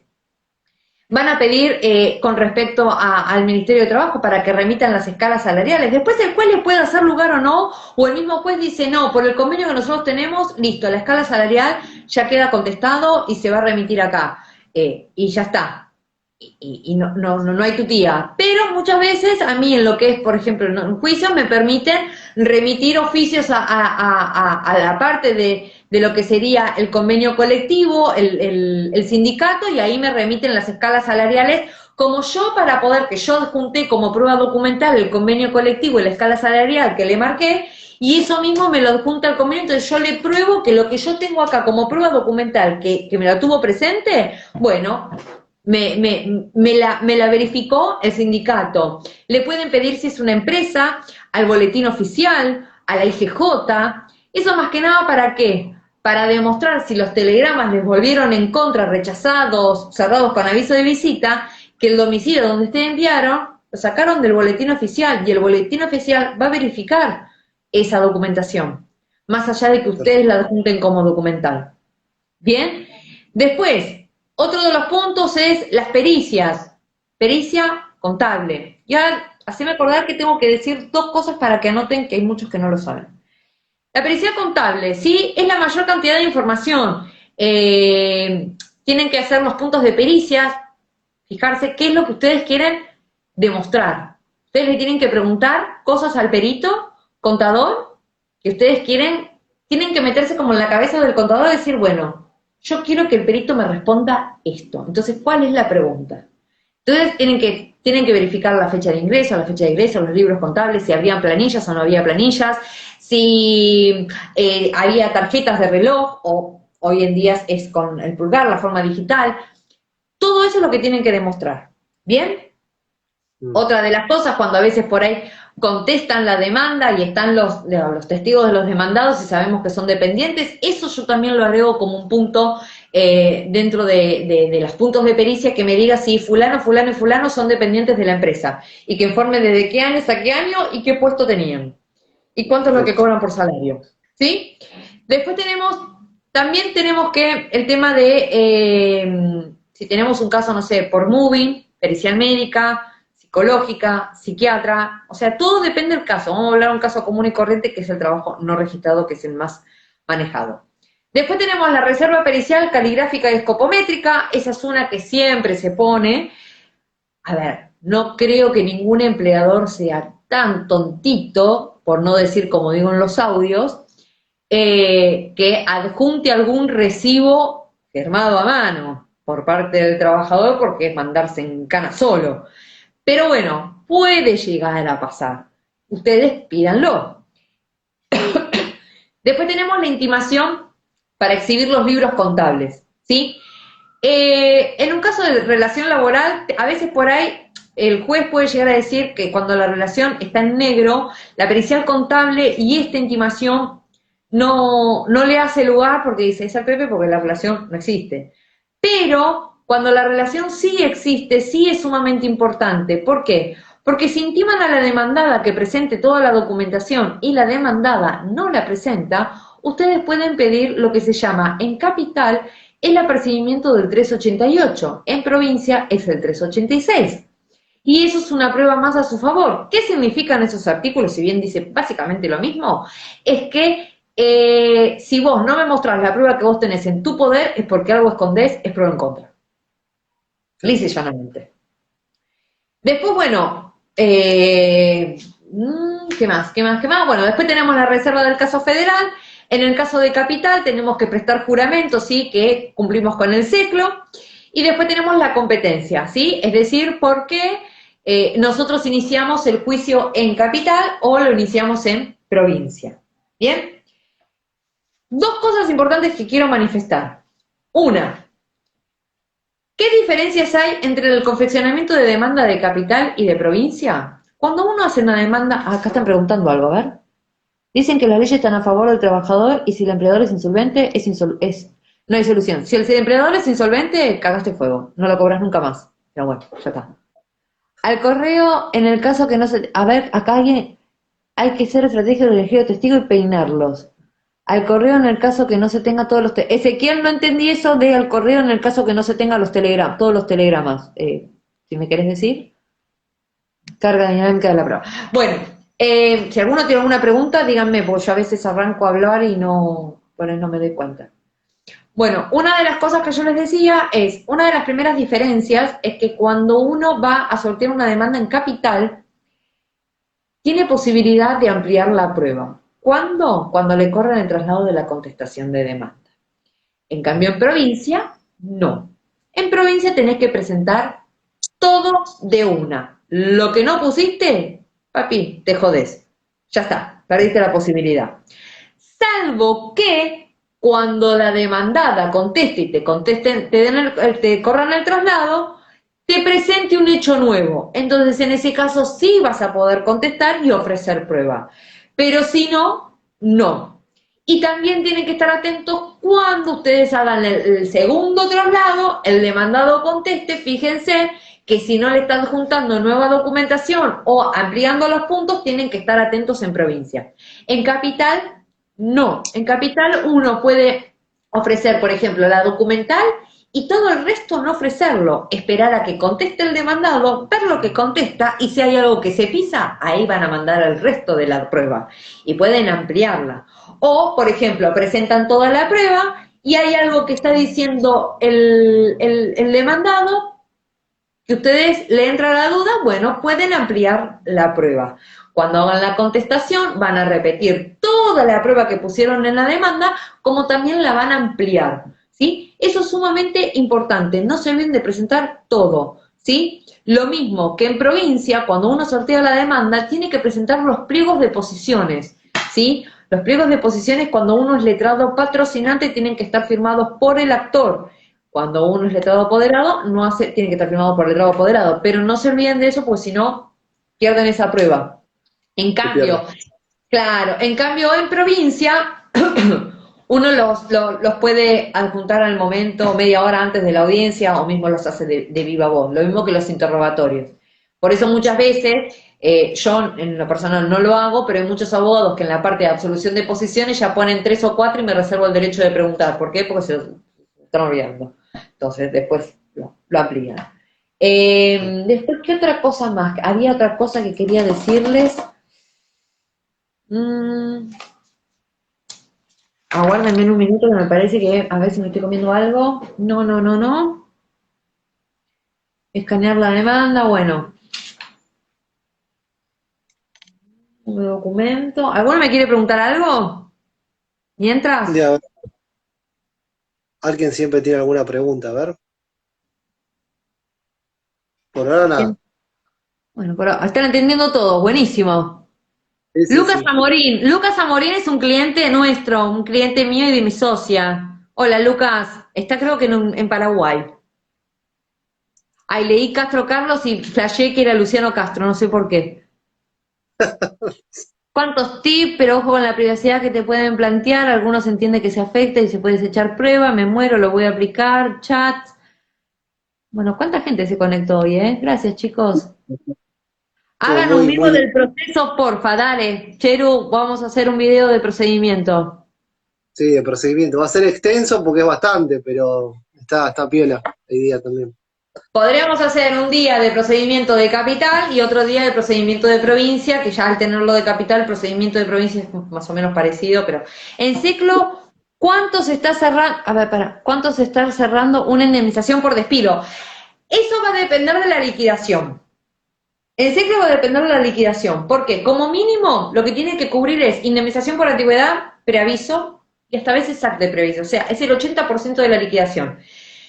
Y a veces puede pasar que uno, a ver, yo cuando saco, por ejemplo, acuerdos espontáneos, yo ya hago la cuenta y yo ya sé en cuánto, si arreglo en cuotas, no sé, arreglo 90.000 pesos, las cuotas no pueden ser de 15.000, porque si yo estoy denunciando que el tipo cobra un salario de 35.000 y le quiero hacer cuotas de 15.000, las cuotas no pueden ser inferior al salario del trabajador. Siempre tiene. Entonces, si arreglo 90, lo arreglo en dos cuotas de 45-45, ¿sí? Y también dependiendo de la antigüedad. Hoy en día, antes, bueno, a partir del 1 de julio de este año, se terminó lo que era la doble indemnización.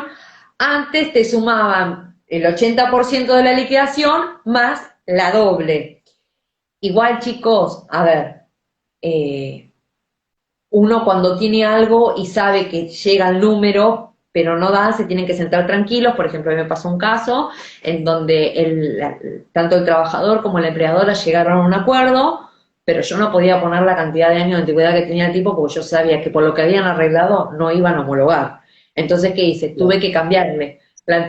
Le cambié la antigüedad, le cambié, digamos que el muchacho trabajaba lunes, miércoles y viernes de 8 a 12, todo para que lo voy arreglando. Lo mismo que si hacen tanto una espontánea o si hacen una obligatoria, el que los va a ayudar va a ser el mediador, para que dé todo en conjunto y que el CECLO lo pueda homologar. Los dos tips de la pericial contable, no sé si los aclaraste. Eh, no, iba a dar dos tips con respecto a la parte de demanda, que era eso: presenten todo junto en provincia y en capital tienen tiempo de ampliar, ¿sí? Tienen que revisar siempre todo, ¿sí? Cuando les llega alguna contestación, fijarse que ustedes tengan correctamente el nombre del demandado, porque muchas veces puede ser Juan Pablo Gómez y en realidad, ustedes demandan a Juan Pablo Gómez y en realidad el tipo se llama Pablo Juan Gómez, entonces tienen que enderezar demandas, ¿sí? Hagan todo prolijo, lean todo. Tres cosas importantes. Una es cuando se traban las demandas, ¿sí? Es sumamente importante, hay que tener cuidado cuando uno pide rebeldía, donde uno notifica, todo. La segunda es el auto de apertura a prueba. Mm. Todo el mundo lo lee por encima, no, es el prohibido más importante. ¿Por qué? Porque es el prohibido que el juez te va a decir esto sí, esto no, esto sí, esto no, esto sí, esto no. O, que pasa bastante seguido, es que se coman prueba. Se comieron la prueba, si están en capital tienen 5 días para pedir una aclaratoria y si están en provincia si están en capital son 3 días y si están en provincia son 5. Entonces, para pedir aclaratoria, para que le tengan presente la documental o el punto de pericia, si pusieron la pericial contable, el punto 8E, y en realidad en el auto de apertura a prueba les pusieron punto 8F. Tienen que pedir una aclaratoria que no es el F, es el E. ¿Sí? Eso es sumamente importante y no, y después creo que después no hay mucho más. No, es más que nada eso, igual lo tienen todo acá, más explicado en esto, que el que quiera después me manda un mail o le manda un mail a Sergio, yo lo voy a compartir el archivo con Sergio. Igualmente el video va a quedar guardado, eso para los colegas que estaban ahí comentando. Y Yo nada, buenísimo. dentro de este archivo, yo les explico cómo es el sorteo de una demanda tanto de capital como de provincia y cómo es el confeccionamiento de ambas. Si bien las dos son prácticamente iguales, yo hay cosas que les digo, esto lo tienen que escanear así que está como más explicado más detalladamente. Esperen, que voy a fumar un cigarrillo. Ahora, o si no, también podrías compartir el archivo en el grupo de WhatsApp, también si Sí, estaría peor. Y lo o si comparto no, después si quieren, sí, también te lo mando porque no sé si por ahí hay gente conectada que no sé si está dentro de lo que es el grupo, por si a alguno le interesa. lo voy repartiendo, no hay problema. Así que bueno, buenísimo, yo te agradezco inmensamente por la disertación, por el taller. Estuvo muy No, claro, muy interesante, mucha gente está muy, muy contenta. Y realmente va a tener muy buena repercusión porque también va a quedar guardado. Esto seguramente lo voy a subir a YouTube también para que otras personas lo puedan ver, porque algunos no tienen Instagram, muchos colegas no tienen Instagram y directamente no pueden visualizar. no hay eh, el- problema. sí, pero estaría piola. Y cualquier persona que quiera participar en el grupo de WhatsApp también de Derecho Laboral, me manda un mensaje privado, yo los agrego, les mando el enlace, no hay problema. No sé si tenemos espacio, ojalá tengamos espacio, no me acuerdo si tenemos o no, pero la idea sería seguir retroalimentando, ¿no? O sea, seguir Obvio.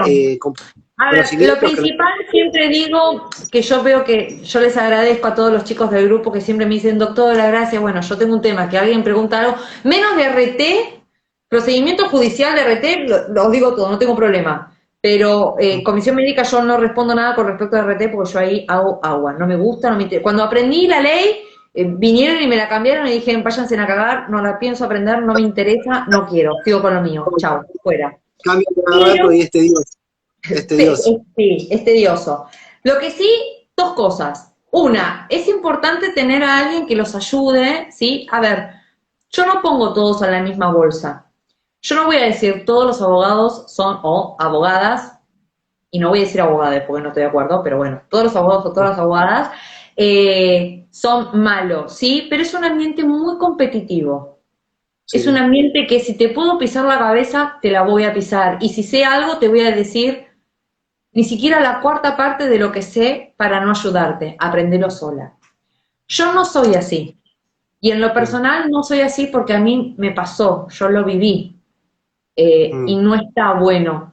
Está bueno alguien que, como me pasó, de encontrarme con mi socia y que me formó, me cepilló, en el buen sentido, me sacó brillo y me hizo ser la abogada que hoy soy yo.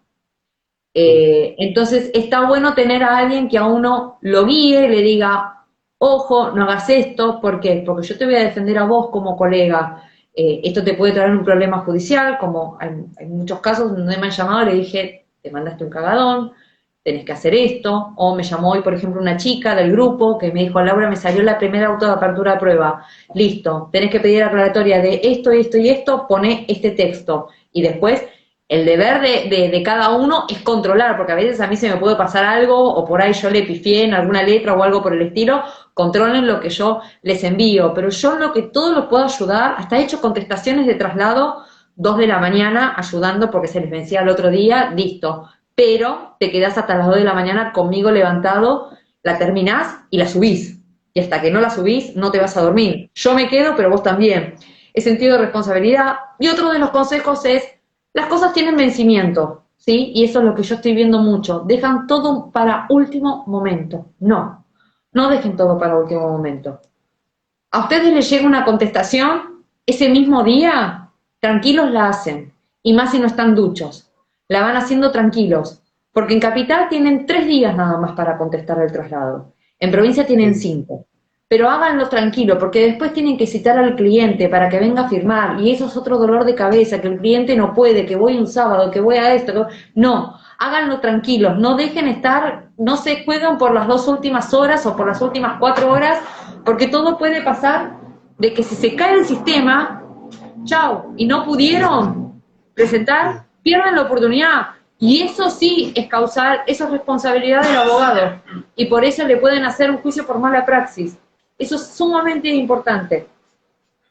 Y después, no, creo que nada más. Al que esté, a ver, yo lo hago porque, bueno, es otra, si Sergio me lo permite, es otra salida laboral. Yo Obvio. doy clases de derecho laboral, es un curso que es muy parecido a esta charla, lo único que, bueno, son 4 clases que duran 1 hora y media cada clase, en donde la primera hablamos de intercambio telegráfico, la segunda es confeccionamiento de demanda, la tercera es liquidaciones, que es la más tediosa, pero es una boludez, que lo explico cortito, sencillo y al pie. Y por último, la tercera es procedimiento tanto de capital o provincia. Es para que tengan herramientas y sepan. Si tienen dudas, chicos, todos las vamos a tener. Yo tengo 12 años de experiencia y la verdad, hasta el día de hoy me siguen surgiendo dudas y vuelvo a repetir. Google es un gurú. Pregunta que le hagan, pregunta que la van a responder. Busquen jurisprudencia, eso es sumamente importante, jurisprudencia actual. Y si no consiguen, se pueden meter en el PJN, ponen el portal, ver el anterior y van a jurisprudencia, eligen la parte de la Cámara de Operaciones del Trabajo, ponen la palabra que quieren, moving, despido, no registrado, lo que ustedes quieran, y tac, les va a salir jurisprudencia que esté a favor o jurisprudencia que esté en contra, dependiendo en dónde estén, a quién estén defendiendo es lo que van a aplicar. Pero traten de hacerlo, anímense, pierdan el miedo. Cuando se tiren el primer pelitazo, listo, ya está, después empiezan a nadar. Al principio les va a costar sacar la cabecita, respirar y después ya está, respiran bajo el agua. Te acostumbraste, que ya tenés la experiencia y ya te tiraste la pileta, así que no hay problema. Igualmente cuentan con el apoyo, o sea, cuentan con el apoyo del grupo también, así que no hay problema. Obvio, estamos todos para ayudarnos. No estoy metido tanto en la práctica porque yo estoy dentro del Poder Judicial y estoy apuntando a otras cosas. Tal vez en las cuestiones prácticas aprendo mucho de ustedes por lo que voy leyendo y todo, pero yo teorizo mucho, yo escribo mucho, teorizo mucho, pero a mí me sirve muchísimo también esto, porque veo de un lado, del otro, y Obvio. te ayuda mucho. Y realmente es muy importante y son fructíferas todo este tipo de charlas. Pero bueno, yo ahora actualmente estoy apuntando a otras cosas, capaz que estoy escribiendo un poco más, viendo un par de cosas, pero bueno, el tema del curso, hay mucha gente que está muy interesada, si quieren me mandan un mensaje a mí o a la doctora, lo vemos, yo se lo retransmito a la doctora, o mandan en el grupo, le mandan un mensaje WhatsApp en el grupo a ella, por el tema del curso que está brindando de 4 clases, así que bueno, eso no hay ningún tipo de problema. ¿Alguno quiere hacerme alguna pregunta más? Veo mucho jueguito y mucho 100. Yo ya expliqué lo que significaba el 100, chicos. No manden el 100 porque es otra cosa el 100. Claro. Son mensajes subliminales y no puedo porque estoy casada. Claro, son las claves que hay actualmente en las redes sociales, ¿no? El 100, el fueguito. Yo no sabía lo que era hasta que me lo explicaron y dije, chao, ¿a cuánta gente le puso el 100? Nunca más. Sí, igual, bueno, cualquier cosa, bueno, me mandan un mensaje por privado, lo que necesiten, yo se lo retransmito a la doctora o le mandan un mensaje a ella, no hay problema. Doctora, ¿tu marido sabe de tu perfil falso? Sí, mi marido sabe absolutamente todo, de hecho me ha ayudado. Gracias por la claridad, Dai, te quiero un montón. Diana es una excelente persona también, yo la quiero muchísimo y sabe que ella conmigo pues resulta un poco difícil distinguir cuando se incorporan hechos nuevos en la cosa. No resulta difícil, ¿por qué? Porque cuando contestan, perdón Sergio, cuando contestan demanda, te van a poner hecho nuevo, te lo van a poner, y a veces me pasó alguna que otra vez, en donde lo califican, por ejemplo, como hecho nuevo, y en realidad no es un hecho, sigue hablando sobre la misma registración, entonces yo me opongo a ese hecho nuevo, y digo que está versando sobre lo mismo, y que no tiene, que el juez no le dé lugar absolutamente a nada. Muy interesante, espero que te haya servido mi contestación. Muy interesante clase, doctora, sos lo más clara, divina. ¿Cuál es el número del grupo de WhatsApp? Preguntale a Sergio, yo ahí hago agua. Excelente y práctico, excelente, muchísimas gracias. Gracias a ambos. Es verdad lo que decís, es verdad lo que dice Doc, de hecho hay una resolución de hoy la superintendencia, ahí yo hago agua. Hay muchos abogados buenos, no hay nada mejor que compartir, sí. Siempre muy solidaria, gracias, Dai. Muy práctica, muchas gracias, genial la charla, lo hice súper Lo hice, es verdad, Dayan hizo el curso porque se lo ganó. Hice un sorteo y se lo ganó. ¿Cuándo el curso, cuándo lo das, Laura? Eso, el curso, con respecto al curso, yo lo hablo con cada persona y vamos coordinando. Les soy honesta, la verdad, no me alcanzan ni las 24 horas del día. Los últimos cursos que di, que hay chicos que todavía deben clases, deben en el sentido de que tomaron 2 y después me dijeron, tomo, listo, no hay problema, eso lo vamos combinando, pero generalmente las doy después de cenar a la noche o combinamos un sábado por la mañana, porque durante la semana, durante el día, a mí me es sumamente imposible. Es muy importante para nosotros que veas también esta parte de la profesión. Sergio, ¿me pasan los contactos? Sí, escribí mi oficina jurídica Cabirol y yo te paso mi contacto, no hay problema. Nada más importante que nosotros como funcionario que entienda, es verdad. Doctor, ¿usted va al curso de RT? ¿Te preguntan a vos? Sí, yo actualmente estoy con una diplomatura, dando charlas de RT.